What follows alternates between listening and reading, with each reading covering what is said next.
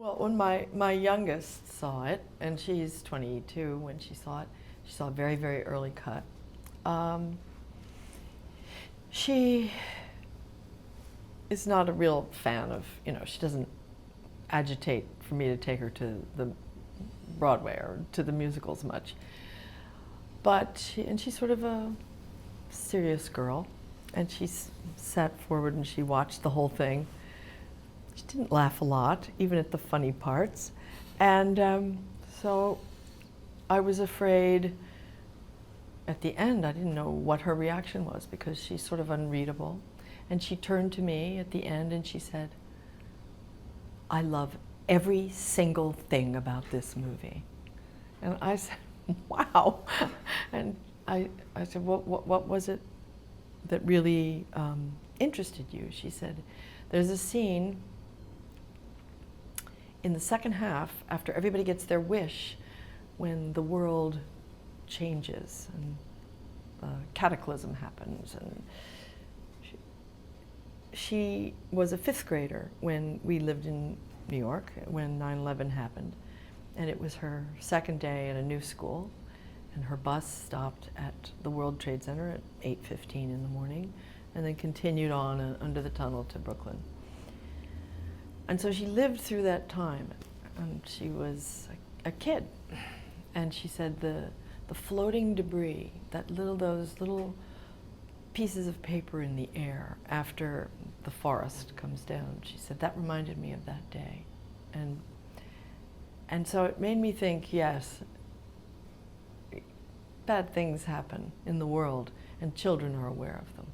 And this is a way how it resolves at the end is an interesting prescription for hope.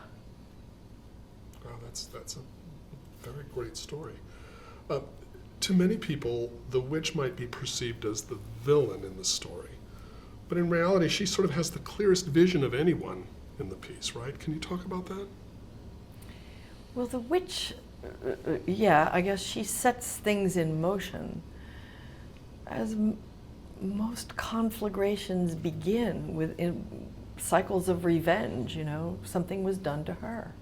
And so she's going to do it to someone else. And it's in service of something that she really wants, which is for her daughter to love her and never leave her.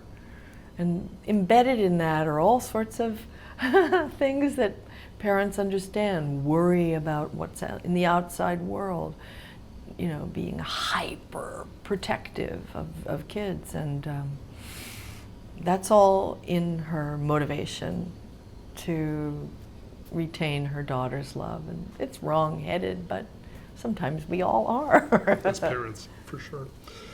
Nice is different than good is also an important message in the film. Can you talk about how that line sort of informs the character of the witch? Well, the witch gets her wish, which is that she comes into her beauty again, her youth and beauty, and she gets that wish. She has every imaginable surgery and procedure and injection and whatever it is, whatever the modern equivalent of getting your wish to have your beauty back. And yet, what is it? What is it? Her daughter doesn't stay with her and love her because she's beautiful. Her daughter loved her when she looked perfectly horrible. But, there's so many little negotiations in this, so much wisdom in every person's story, what each one covets, and then they get it, and then it isn't quite what they thought, and presents its own set of problems. Well, Sondheim is very complex. Like life. Life is very complex. Right. And it doesn't, this musical doesn't talk down to its audience, whether the adults in it or the children. Right. And Sondheim being sort of complicated and knowing that it's hard enough to convey emotions through spoken dialogue, when you add Sondheim's music and lyrics to the process, how do you tackle that? Does that make it that much harder? No, that makes the lyric married to an incredibly beautiful melody and full score is something that's like riding in the best car you could ever imagine. The ride is smooth and you can trust where you're going. And for me, that music, it offers so many possibilities of feeling and musicality, and it holds a very high bar to get over, and you know, everything about it is thrilling. I just never got tired of singing the songs. My family got tired of it, but I love it. I love the music. And not just my own, I love all the music. It's really, really wonderful. When that little boy jumps into the tree and says, "There are giants in the sky," with so much excitement, it's just about the discovery of youth and possibility outside your own little house. And I mean, there's so much in this musical. It gets stuck in your head, Yeah. too. It really does. Into the Woods, I think a lot of people would say, is Sondheim's most poignant work. And obviously it deals with issues that are still very relevant today. There's always going to be a giant in the world that we all sort of have to come together as a community to fight. Can you talk about that element?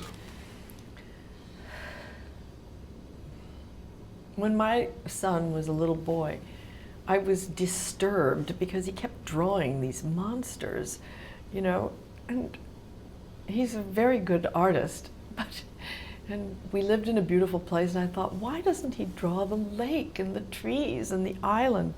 And he would draw these things, you know, that were just, and I think kids get themselves ready for their fears and to confront them, and they know.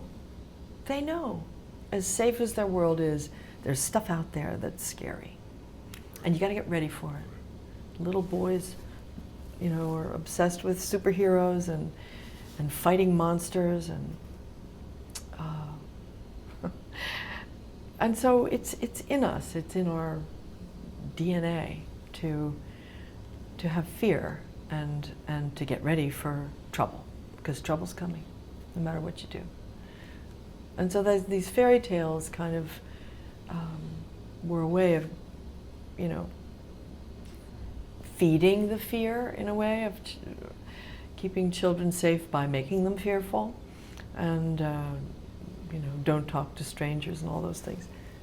But I think, yeah, I think it's understandable. Absolutely. And sort of along the same line, it's, you know, with important themes like the parent-child relationship, which is captured so beautifully, and children will listen.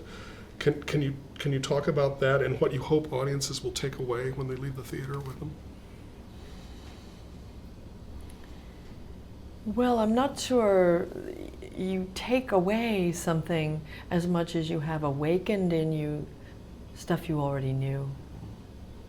You know, it's so deep. The themes of it are so deep that what happened when I saw the film was that it sort of awakens something you already know about relationships and the complexity and the forgiveness necessary in all parts of it. It's a very tender, compassionate movie in the end, and just, again, it's that music. It's the music that just that stays with you.